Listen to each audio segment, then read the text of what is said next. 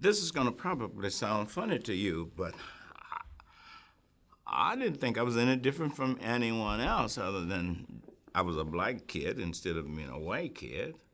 And it was a segregated society. We walked to school. The white kids had a school bus. And I was crazy about Roy Rogers. I like William Elliott. We call him Wild Bill. Never did think I'm being white. They was cowboys, my heroes. I think trying to answer your question, I had never experienced the North. I didn't know anything about the North. I didn't know anything about any other society other than what we lived in. So to answer your question, truthfully, all right with me. Just that some people had and some had not. And I wished I could have been one of those that had. Now, that's the truth. Well, I guess I was an average Afro-American boy, or American boy, really. I used to hunt, fish, played, I shoot marbles, was never good at any of it. The school I went to, we didn't have a football team or basketball team. We played something called base, it was similar to football with tackling and all that, but you didn't carry a ball. In other words, whoever could catch you and touch you, you put you in prison, as we call it. And it was sort of a funny game when I think about it now. But I think it's something like you never miss what you've never had. I never had any other life. I didn't know any other life. I knew that if I went to town on a Saturday, which I did, and there was two fountains, one said black, one said white, I didn't think other than that if you want to stay out of trouble, leave the white one alone. I also noticed that when I went to the restrooms, there was one that said white men, white ladies, and colored. That's all I knew. I grew up with it. It wasn't like somebody just threw me down there and said, you don't bother that. But I was taught that in my early life. My family would always say, because there was people being lynched around me. I haven't seen people be lynched, but I've seen them after they was. And I was told by some of the elders that, unless you do something, this can happen to you or that can happen to you. You don't bother the white ladies, you don't do this, you don't do that. And I learned that at an early age, and to me, it was just part of my training. I think this is why black people never did resist for such a long, long time, because if there's any such thing as being brainwashed, I was brainwashed, but it didn't bother me. I've noticed now since I've got to be a man, I've known of certain things. I remember once that a lady was kidnapped and took away, and finally she helped the people rob a bank or something, all that. She'd been brainwashed. I was the same, and I didn't know the difference until people started to tell me, and I started hear about the North, and I started to hear past what they call a Mason-Dixon line. There you can do this or you can do that, and just as a person. Well, after I got, say, in my teens, I started to realize that. I started to notice that some of the people lived. Chicago was a big name. We heard about New York. We heard about Los Angeles. We heard about but Chicago seemed to be the place you could go and get your nice car. You could live anywhere you want. And you could marry anybody you want. You could date anybody. I started to think about it a little. I'd see people then that had lived up there, and they'd come down, and they would be dressed nicely, and I still had on my overalls. See, overalls was a thing of wear that we had, and you wore them every day. Every day. You had overalls on. Overalls is jeans with a bib, to me. Well, I'd wear them all the week on Friday night, wash them and dry them and iron them on Saturday morning and wear them to church on Sunday. That's why today I say to myself, I love to see the young people wear comfortable things. I have some jeans at the house that I wear them at the house. But I swore if God let me live, there's 2, 3 things I would never do again. Wear overalls. I would always have me enough heat if I needed it, and food that I like to eat. Those 3 things I swore to myself. If God let me get to be grown, these 3 things I'm going to have. And I didn't get to be this big for nothing, so you can tell I've had food I like to eat. And at my house, I live in Las Vegas, and the temperature gets to be 110, 15 sometimes. And I rarely have the air condition above 75. That's generally my temperature that I like. And I still like those old fans. You know them old fans that blow the air? I like those. And give you guys the air conditioners. I have it. I have central heating, I think is what they call it. Getting up in the morning, going to the fields. I never did like that. I'm a farmer at heart. I love farming. I think it's a great thing. Producing food and seeing the trees grow, the grass and everything else. It's great after you once get out there, but getting up that morning, to get up to go out and do it was hard. In Mississippi and the Delta, they used to have something called frost. They even give the frost a name. They call it Jack Frost. It would be cold in the morning. I never have liked a lot of cold. I see why I'm not white, because I could not stand the cold. I walk around now, I see people, especially white people, in their shirt sleeves, and I have on something heavy and still be cold. You know, I get on the airplane and freeze. I used to think, oh, well, this is nice. The stewardess, come up, male or female. May I take your jacket?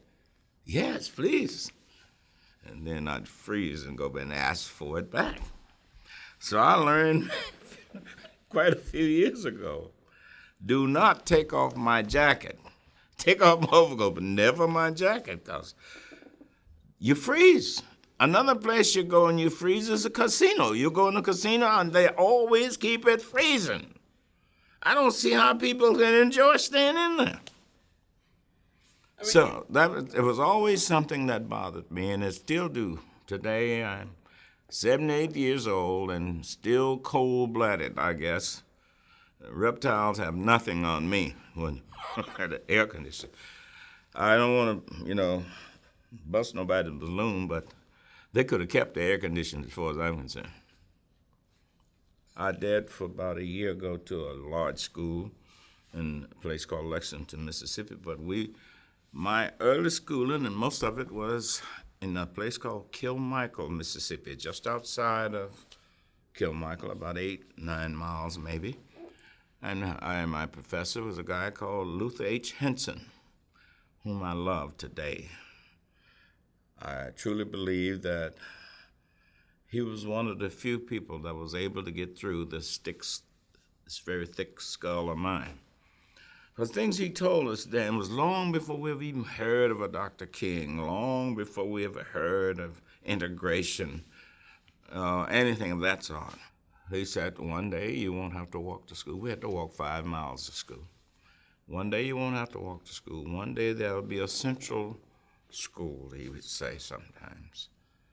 And everybody will go to that school. Someday nobody will look at you and think of you as a country boy or this if you don't act like that. They will judge you by your deeds. That was his words. Whatever you do, however you do it, will follow you the rest of your life. And another thing he used to tell us, because we're sometimes, I think, a little hard-headed, he said, you have one body. Your body is your house. I can hear him saying it now. If you take care of your house, you can live in it a long time.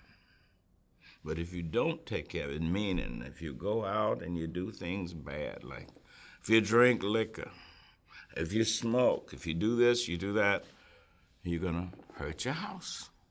Your house won't be able to last too long. And you know, I started to smoke when I was 13. And after a while, I stopped. I started to drink. And after a while, I stopped. Today, I can still hear him. He's been dead now a few years. He lived till he was about 102 years old. If I make 100, I'll be lucky. But that's the way I was as a kid, and that's the way I felt as a kid. I felt that I've never had a lot of friends like a lot of people, but I had a lot of acquaintances. I enjoyed going to school. I wasn't a very good student, but loved to look at the girls. I learned that early. That's the name of my, I think that's my life story, is loving to look at the girls, because I think God, creation of the ladies is the greatest creation ever. But we had one room where we sit at, and one teacher. And I guess it was about 40 or 50 of us, and that was the most of my schooling there at that particular school. It was a lady that sat in front of me. Oh, I guess she was about 8 or 9, so was I. But she was fully developed, seemingly, as a woman, heavy breasts and everything. And about once or twice every month, we sit on pews. We didn't have chairs like what we're sitting in. And about once or twice every month, I'd get that urge, because I sit behind her all the time, to just reach over and grab her. And whenever I'd reach over and grab her, my professor he was sort of on a little platform like where he sit at while we were studying. And he kept something called pisellum switch. Ever hear of an elm tree? An elm tree has limbs that grow very long, and they don't break easy. And the people used to take them, it was just like a whip. You would almost swear it was a whip. And they would sort of put them in the heater. We had a heater, we didn't have central heat or anything. And they sort of burn it a little bit. When they burn it, it seemed to me the bark on the side of it was like leather. So when I'd get that urge and reach over to hug the girl, I don't know why, yes I do. We won't talk about that, but I would grab, she was just pretty to me. And the minute I would grab her, she'd bite, like that. And when she'd bite, he'd hit. So after I sit up there for a while and get over that terrible pain, he would start to talk with us, and it didn't seem to bother him that he had already, you know. But then when he would talk to me, for some reason I understood him very well. I really wanted to be a gospel singer. That's what I wanted to be. This professor had a nephew that was a popular musician that played with a guy called Buddy Johnson. So when we would talk about music, he would say to me, you can do it if you want to. You can play music, you can preach, you can do whatever you want to do. But you got to want to. And you need a good education. You need to learn to do this. He would say, we live on a plantation. We're in the country, and most people will put you down a little bit because you live in the country. And it's true, because when we'd go to town, people would say, yeah, come them country people. But we did just the opposite. The old city folks, you know. My mother would take me to church, and this preacher in the church was named Reverend Archie Fair, we called him. Archie Fair was his name. And he played guitar in the church. So I wanted to be like him. And I never really wanted to be a preacher, but I wanted to be a gospel singer. But my family thought that if I kept things up, kept going, one day I would be a preacher. Because I ain't dead yet, so I don't think it's too late, but I've enjoyed doing what I'm doing for so long now.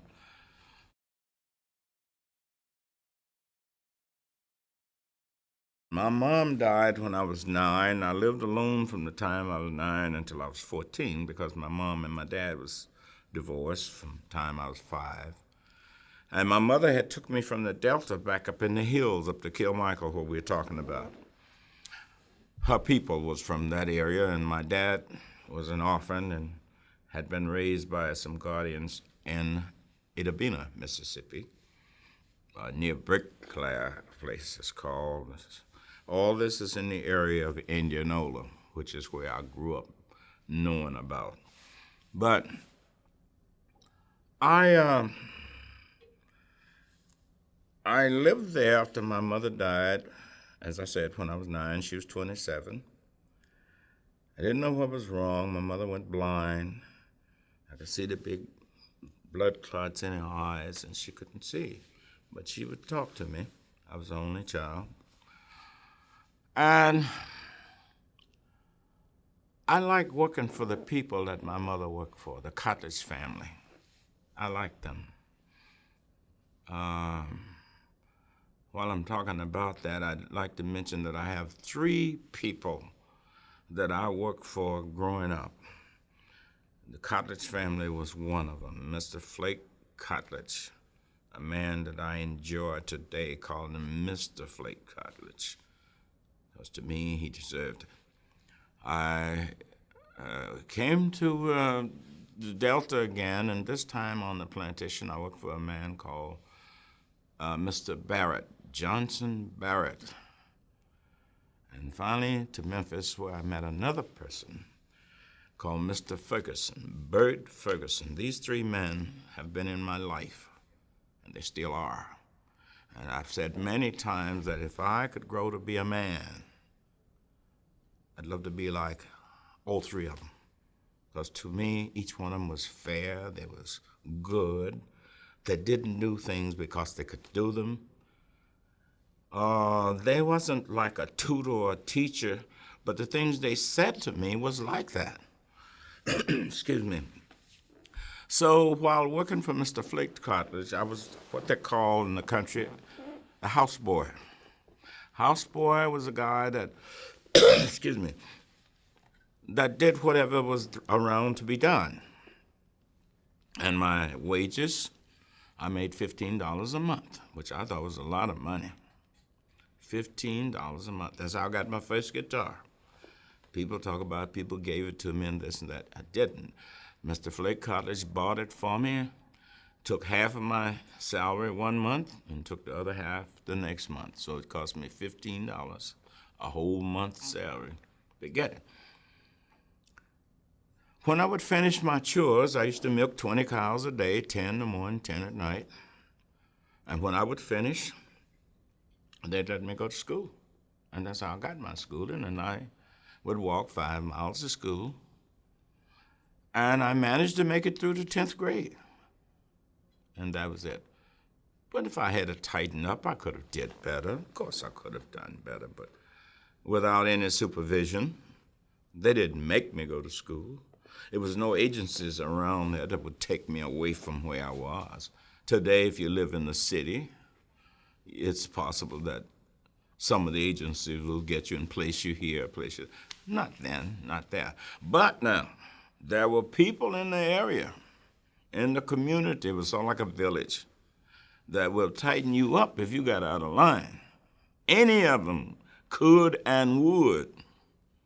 So I learned at an early age, you try to stay in line. You do what society expects you to do. And that's how I grew up.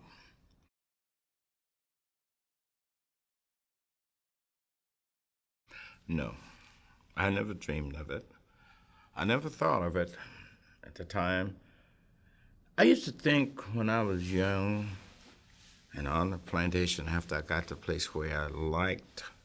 See, my cousin and I used to pick cotton, and we used to think we was good. And it just, I think, kind of goes to show you how people can be.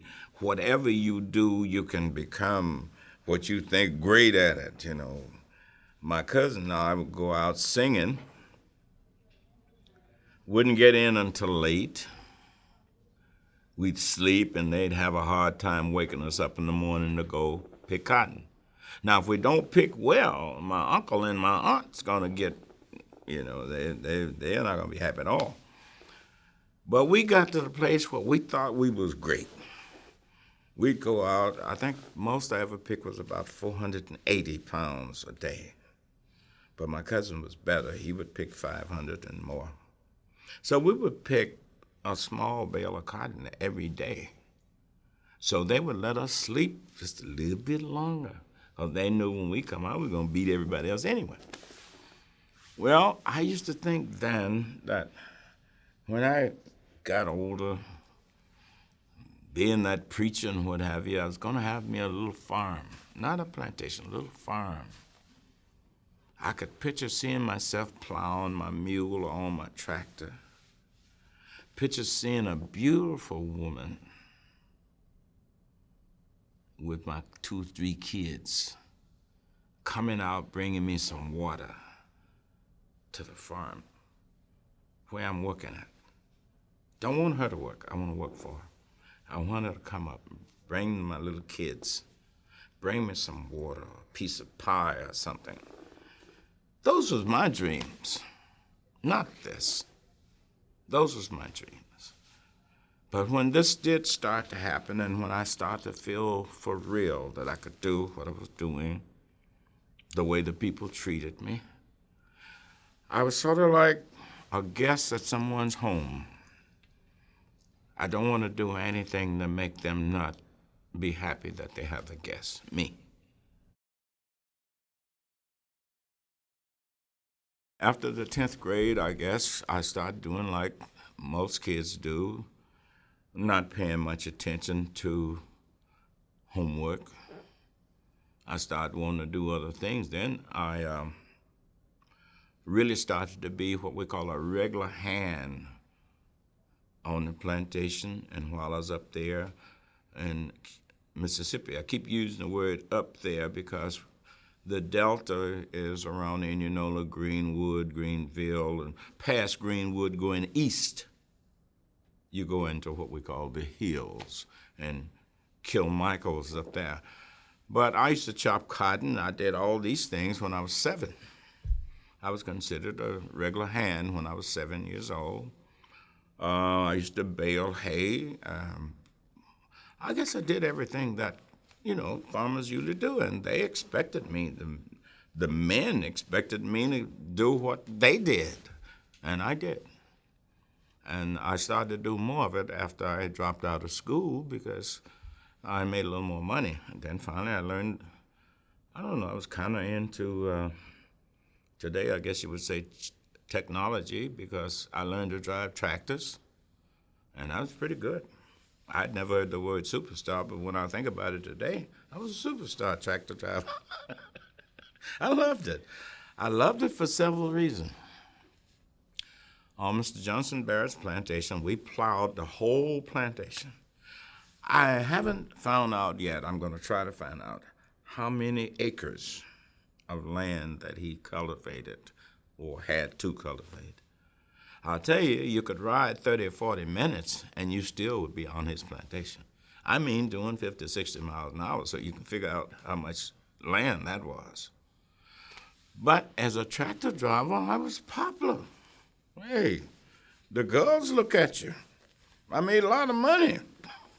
I've been crazy about girls all my life. That was my downfall, I guess. Still is. But I made a lot of money. My salary compared to everybody else was great. I made $22.50 a week when everybody else, because I have chopped cotton for 75 cents a day. I've picked cotton for 35 cents a hundred. And when you're driving a tractor, you're sitting up there, all you got to do is use your expertise to keep it straight, don't plow up the cotton, which I didn't do too often because Mr. Baird wasn't a guy that would put up with it. So you slept very well at night. Come to do that every day. But however, my music and being a tractor driver seemed to make me popular with the people. When you get to be kind of popular with the people, I wasn't a bad guy. I've never been in trouble, never have. Got put in jail one night after I was a man, but I was speeding, and they caught me right down in Mississippi Delta, put me in jail. I'll never forget that. And for some reason, I thought about that every time I started to almost get in trouble, I didn't like that place. I think what I'm trying to say to you is out of all of the things that was happening to me, it was just normal to me. Then I'd go to town on Saturday after I get through my tractor, sit on the street corners with my little guitar. I had a little red Stella guitar, and I'd play. And I'd sing, starting with gospel all the time. Sing me a gospel song, and people would, and I guess I was kind of smart in a way, because I knew where the white people passed and the black people passed. So I sit right at that corner. Well, the white folks had to pass me going this way and that way, and the black folks passed me going this way and that way. So some of all would stop, listen to me, because I guess I made enough noise. I had my big hat sitting down there, or a bucket or something, for them to put tips in. And people that would ask me to play or request a song, when I finished playing it, if it was a gospel song, they would pat me on the head and the shoulders, and they would applaud me. Boy, that was nice. Keep it up. You're going to be good one day. But they didn't put nothing in the hat. But people would ask me to play a blues, would always put something in the hat. Now you know I'm a blues singer.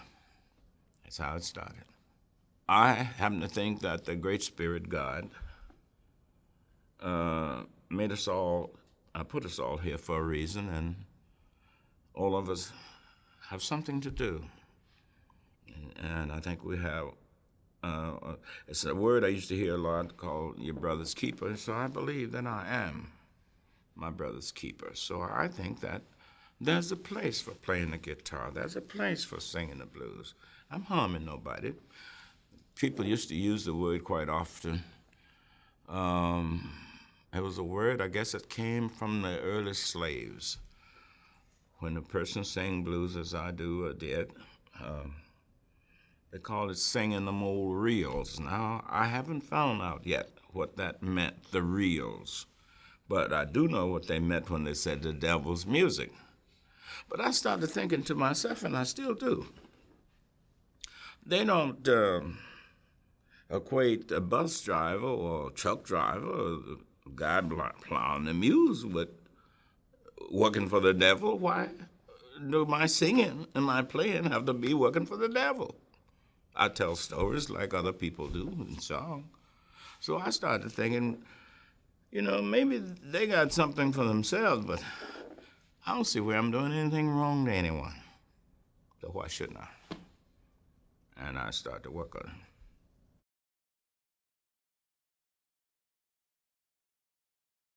I had sang with this group. I sang with two groups. First one was called the Elk Horn, like an elk's horn, Jubilee Singers. That's where I started in Kilmichael. And I thought it was pretty good. But then when I moved to the Delta, that broke up the group. And I started to sing with another group called the St. John Gospel Singers. And I would usually sing as a lead singer, and I had started to play the guitar pretty good. So we was one of the few groups, gospel groups, that used the guitar.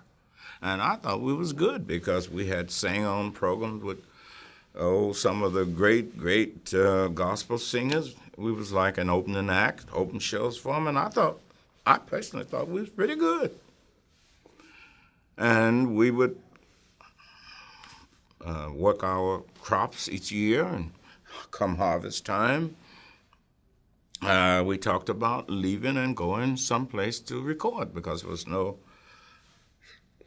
recording studios in the area. So we would have had to go to Greenwood, Greenville, or to Memphis, and I thought Memphis would be the best because I'd heard so much about Memphis and the things they was doing there. Each year for about 3 or 4 years, we would talk about it, the guys and I. And every year one would say, well, man, I didn't make but 2-3 bales of cotton. I don't have any money. I can't leave now. So finally one day I said, well, I'm going to leave. And that's how I did it. I left and went to Memphis. Not like some of the blues singers. I didn't go to some of the other cities. I went to Memphis. But going to Memphis then was like a few years ago going to London or Japan or somewhere. Memphis seemed to be far, only 100 and some miles, but so far from where I was. The buildings and everything, there were big hotels and much going on. And there was a nice recording studio. A fellow named Sam Phillips had a nice studio. I had never been in a recording studio. At that time, we didn't have stereo. Everything was mono. I went in and I looked around, but I didn't know the difference between mono and stereo or anything else. But I did know that he had all of the mics on one line. Let's say 5 of us are playing and one break a string, we all got to go back and do it again. That's the way it was when I first started recording. And I remember that my aunt, a great aunt, when I was about 6, 7, used to let me play a Victrola. We called it Victrola, or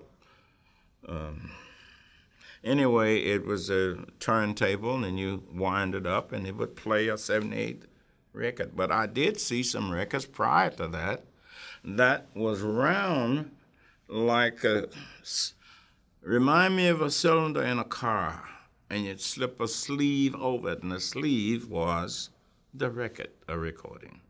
And the thing that turned it, for example, like a turntable like we know of today, turns around and around and around. But this would turn around like that, and the record would play from here that way, across that way. Didn't see too much of that. I guess it was a lot of trouble. But later on, that was interesting to me, very interesting. And that's why I went to Memphis. I wanted to record. I had a good old friend that died not long ago. He said, B.B. King ain't no star. He's a moon. I doubt of him either. But no, I've worked very hard to try to make people like me. I've worked very hard. I'm kind of like the little dog that goes get the paper. He go get the paper and bring it back. You pat him on the head. Say, nice doggy, nice doggy. He go back and get 2 next time. That's the way I am. And I try to do that even today. I try to be as nice as I know how to be. I love people. I'll tell you something I don't tell people often, but I believe all people are good. Sounds funny coming from a Mississippi boy, but it's the truth. I believe all people are good, just few, very few, do bad things. And you know what I believe? If they could find a man like my teacher was, Luther H. Henson, I could listen to him, I could hear him. And I believe if those bad people could find someone, because there is someone out there, I believe that they will listen to. I truly believe that.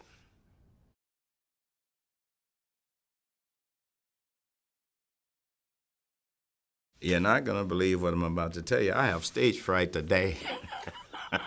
78 years now. I had a lot of confidence that I could do it. I hear Professor Luther Henson again saying, if you try and try, try hard. And I hear a word quite often people use, I don't know where it comes from, but if you try, nothing beats a failure but a try. And if you try and you don't make it, try and try again. And I believe that. I believe that today. I believe sometimes you may not make that mark that you was trying to get this time, but suppose you had ate too much, drink too much water or whatever. It was too heavy. Try it next time when you don't have so much food, when you haven't drank so much water. And that's, I think, the way I believe even now. But I never thought, though, I thought before I left home that I was really good. Oh man, I could really sing, play the guitar. I thought I was really good. When I got to Memphis and went down to Handers Park, at the time I think it was called Beale Street Park, and heard those people out there, it was like a community college on the streets. I found out then that I wasn't so good as a singer. Oh, I thought I could sing, but nothing compared to what I thought before I got there and heard these other people sing. I saw people dancing, and I can't even hardly walk. I ain't never been able to dance in my life. Because when the guys was dancing with the girls and when I was dun-dun-dun-dun-dun-dun, and I used too much time at doing that because if I had got a teacher, if I had a teacher in the area or somebody that could have taught me, could have been, but I never found anybody. So I got my books from Sears Roebuck. I'd write and order me books. There was a guy called Nick Maniloff. Nick Maniloff had books, guitar instruction books, in the Sears Roebuck catalog, big one like that. I would order those books, and I studied them religiously. And that's how I learned to put my fingers on, learn how to tune the guitar, and learn my first bit of learning how to read music. I'm a blues singer, blues musician, but I can read music, not fast, but I do. And I learned to even write a little bit. Now with my computer, I can write a little better. And I believed in myself. And that was the one thing I think that made me more confidence in myself.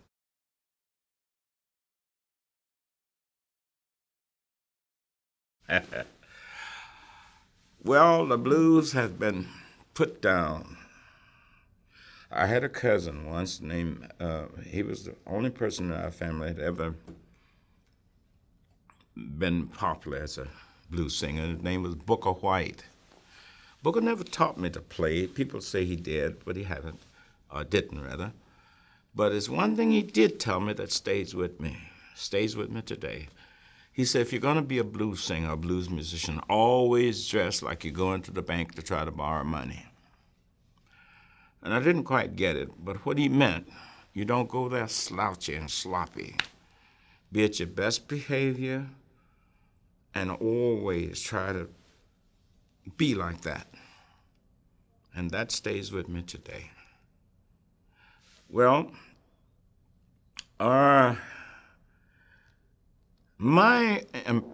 this is sort of long, but my impression of what I get from people when they talk about blues singers, they picture a big black guy like myself sitting on a stool looking north with a cigarette hanging on the east end of his lip, a guitar that's ragged laying across his lap, and a jug of corn liquor on his west side, and his pants split on the south side. You still with me? A cap with the bib, and the bib is kind of turned up and sort of to the east again, and he's looking north. That's my impression of what I feel that a lot of people think of the blues singer. So it's been my life always to show that there's a different blues singer, not just that one. But I've thought many times, if you're black and you're a blues singer, it's like being black twice, 2 times. I've always fought against that. Now, that's one thing I have tried to do. I have learned that blues singing is just like singing any other kind of song. You still try to tell a story. Your story may not be as, shall we say, some of the love songs that's written by a lot of the great singers, or great writers, I should say. But you have a soul, you have a heart, you have a feeling. And your music is life. Life as we've lived it in the past, life as we're living it today, and life as I believe we'll live tomorrow, because it has to do with people, places, and things. If it's a man, we think in terms of the lady, the opposite sex. If it's a woman, she thinks in terms of the man. But it's still love, even though we call it blues. And that's the myth is that everybody think it's all sad because it started from the slaves. That is a myth. Some of it is. But tell me what music doesn't have some sadness in it.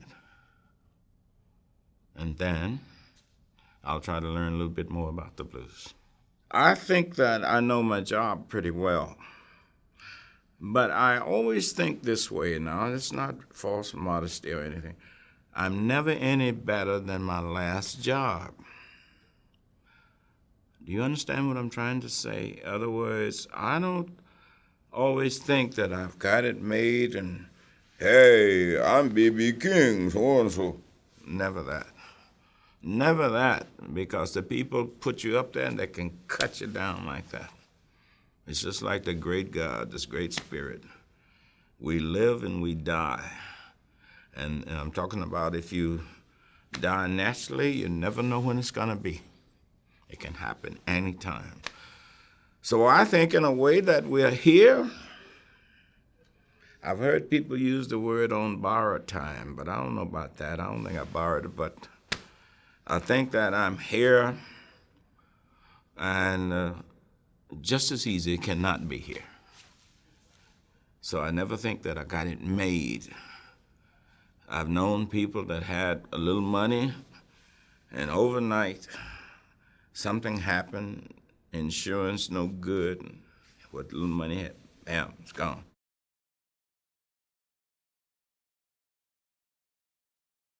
I knew Count Basie. I knew Louis Armstrong. I knew Duke Ellington. I knew Benny Goodman. Those are just a few of the people that I tried to pattern my life after trying to be a musician. I still have that old code. Don't smoke, don't drink on the bandstand. Don't swear on the bandstand where I am. Never. The people are the most important things that we have.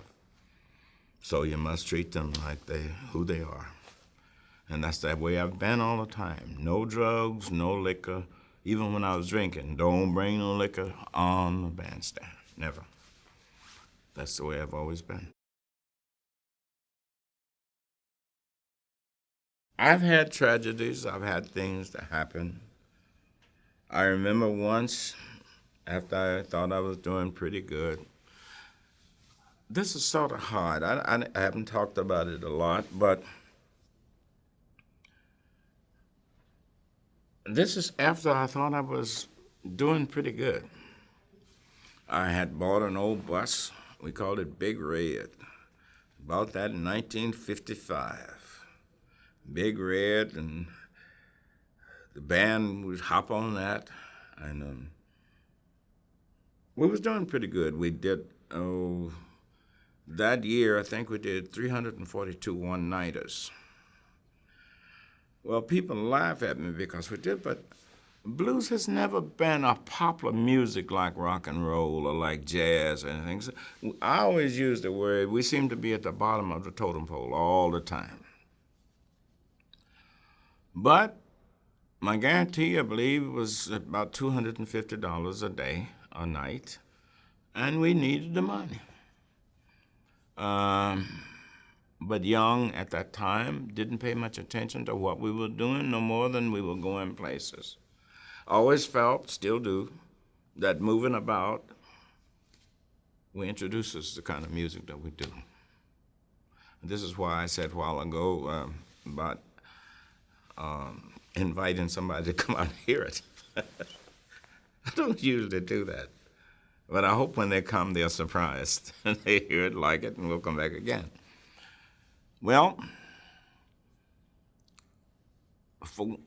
at that time then, we thought that it was a nice thing, a great thing to have a bus, and then the artist, me, with a band, and the band be in the bus, and I have my car when I want to have it out there. And you had to have a new car, and especially a Cadillac. You know, I tell everybody you're doing great when you didn't know what you was going to eat the next morning, but still, hey, man, you got to remember that the word is, look like what you ain't. People think you're doing well. They support you well. And that was our thing. So one particular day, I had played Monroe, Louisiana, on my way to Dallas. So I had gone to visit somebody. My bus left at the time they were supposed to. Later that evening, I came on my way to Dallas and found out that my bus had been involved in a wreck. It had ran head-on with a butane gas truck. It had burned the front end, the whole front end off of the bus. None of my people was killed or hurt, I should say, except the driver. He had broke his toe trying to get out of there. But a man had been killed in the accident, and another one had burned badly. I didn't see them. I wasn't there. I didn't know about it. And the same day, would you believe, during that time, the Senate was, I forget the word they're called, but when the big conglomerates and insurance companies, when the big ones they had started to tear them apart. If you know what I mean, I think they did it to AT&T and a few other companies. At that time, that very evening, I get a letter from my insurance company telling me that their insurance was terminated. That very day. And this is like on a Friday. So I got Saturday and Sunday, then come Monday before I can get more insurance. But I'm already in the bus now done burned up. A man has been killed. Like I said, I wasn't there to see it, but it still cost me. And they claimed there was a lady that caused the accident that was coming up to one of them Texas bridges. And in Texas, even then, they didn't have the superhighways like we have today. But they had the bridges leading up, something like this leading to the bridge. Instead of the highway being, you had balance on this side, something that if you hit it, you would skid back over this way or back this way, and it was raining. I hope do you understand what I'm trying to say? So the bus tried to miss this lady in the car, and it hit that balance. And when it did, that's when it bounced back right in the path of that oncoming butane gas truck. Hurt me so bad I didn't know what to do. But then they sued me. They didn't care anything about it. It was $1 million, $1 million. I had never even seen, I couldn't even spell a million. God, $1 million. That was one of those times when you talk about paying dues. It took me a few years to pay it, but they let me pay it out. But luckily the lady had good insurance and a great lawyer. So we were lucky to get a pretty good lawyer that worked with her lawyer, and they got it down to $1 million. They wanted much more. But we had to pay it off. That was my first setback.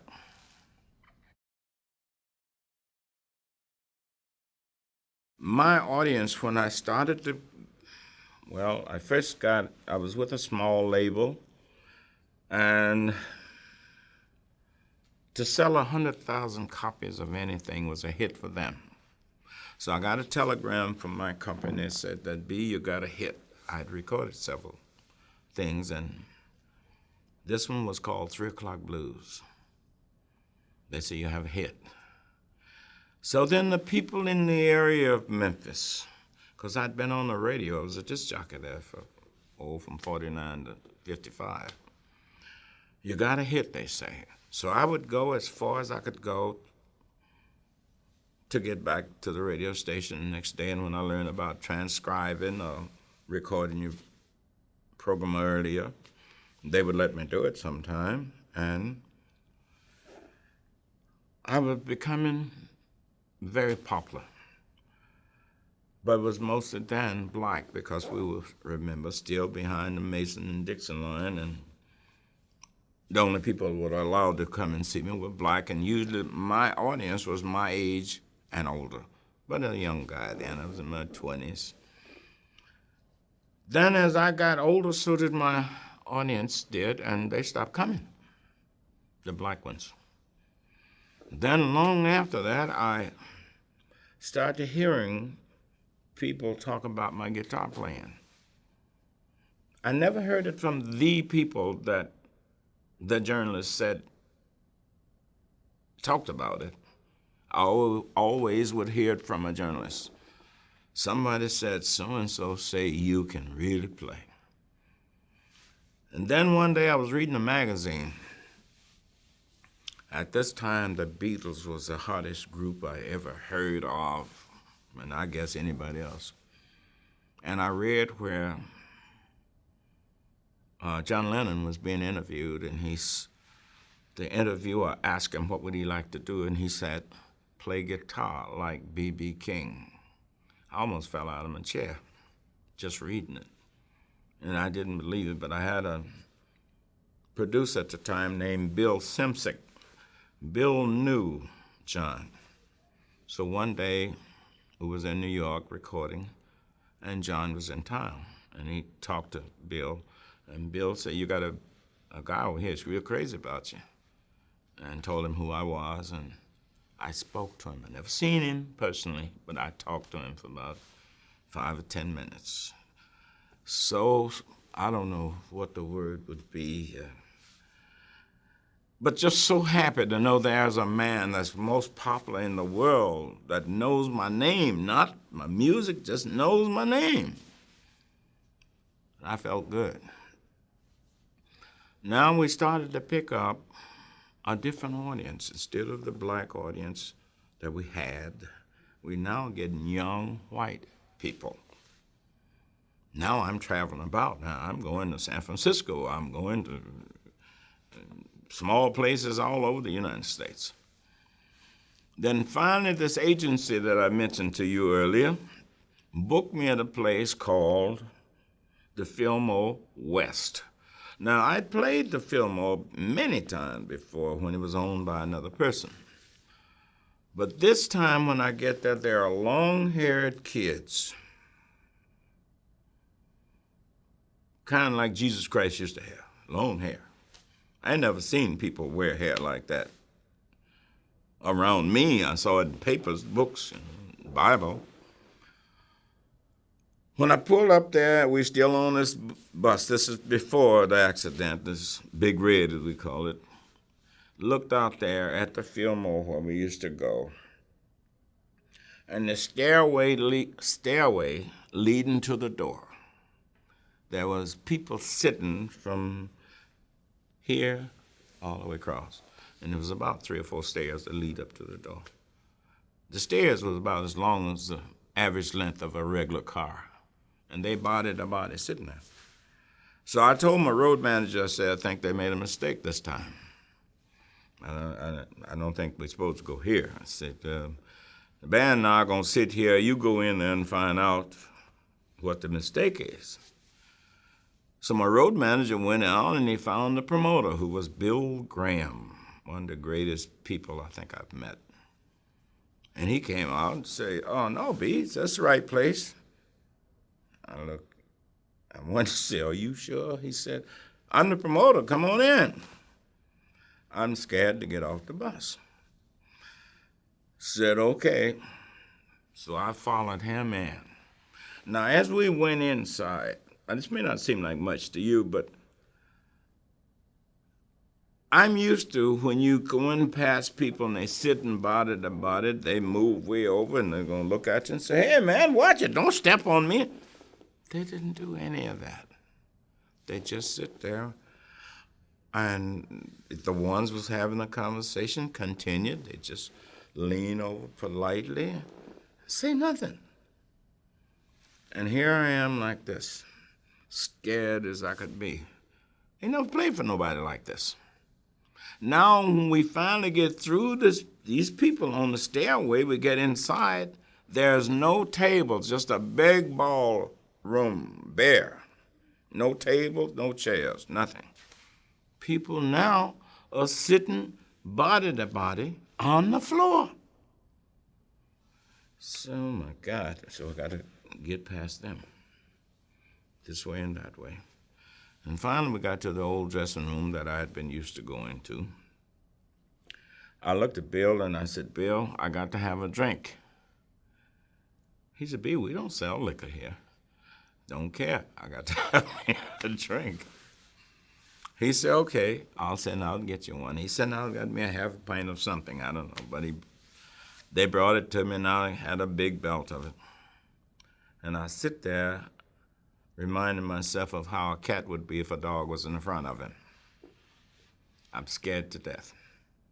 So he said, Bill said, well, I'll come back and get you when it's time to go on. I thanked him and sit there still, shaking a little bit. So when it was time for me to go on stage, came back and got me. And we got to wade back through these people again. But when we got to the stage, see, they don't know me by looking at me. They don't know what I look like. They just only know me by the music. He said, ladies and gentlemen, and everybody got very quiet, I bring you the chairman of the board, B.B. King. The best intro and the shortest I ever had in my life. And all of a sudden, they started to applaud, and they stood up, and they applauded, and I cried.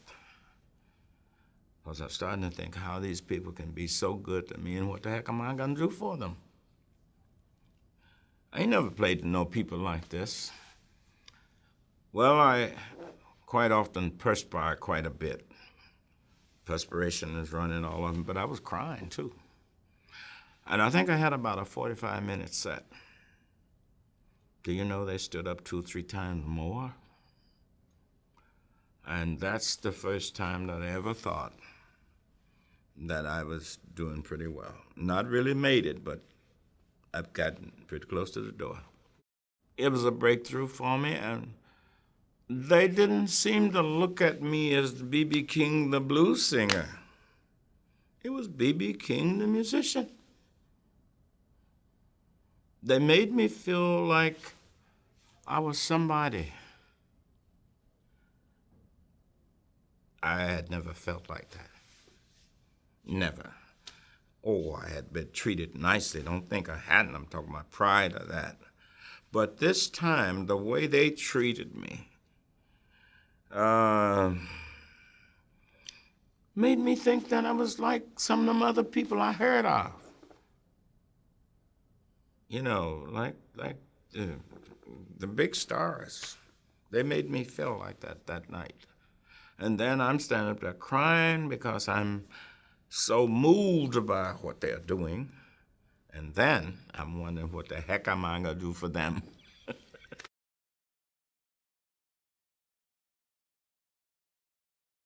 There's so much to do, so much more to do, till even today. I think that I'm okay.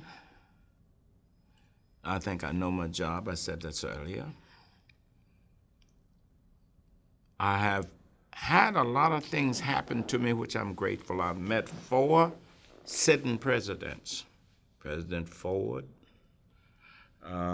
President Bush Sr., President Clinton, and President George W. Bush, I think it is today.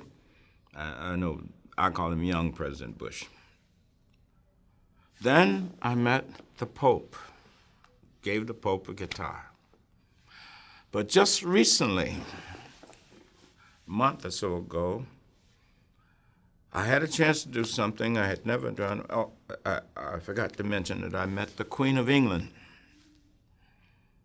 A few words, you know, to the Queen, scared to death, because I didn't know the protocol, the etiquette and everything. Didn't want to do nothing wrong. But about a month ago, I met the King and Queen of Sweden. And they gave me something called a Polar Prize, and to me, that's the highlight of B.B. King's career. Now, I think what I'm trying to tell you, I've been grateful for even being awarded 6 honorary doctorate degrees. I've been honored at the Kennedy Center. All these things to me has been great, but it ain't something like you can put in your pocket and keep it. It was great. Oh, God, what a wonderful time. So glad it's over. When it's over. Do you understand what I'm trying to tell you? But glad to get it.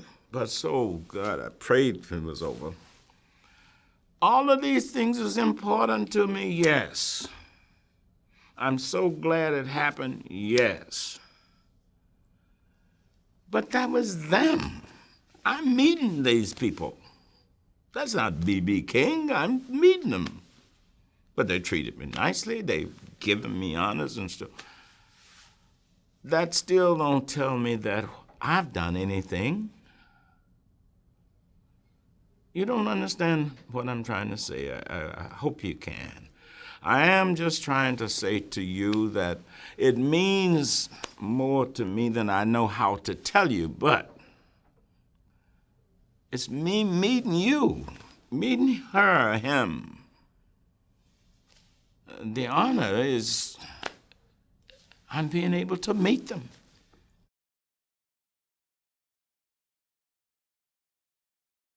I think I would go back to what my teacher told me in a way, but quite differently I would say, get high off your music. Don't use drugs of any kind. Please don't smoke, because that'll mess up your vocal cords for your singing. Be a person. Just as you want to be loved, love them. Always respect the people that come to hear you play. Try your best to please these people. But then you got to live in the neighborhood. Try to be a good neighbor. Play your music. If you're a student, if you're going to college, major in music, minor in computers.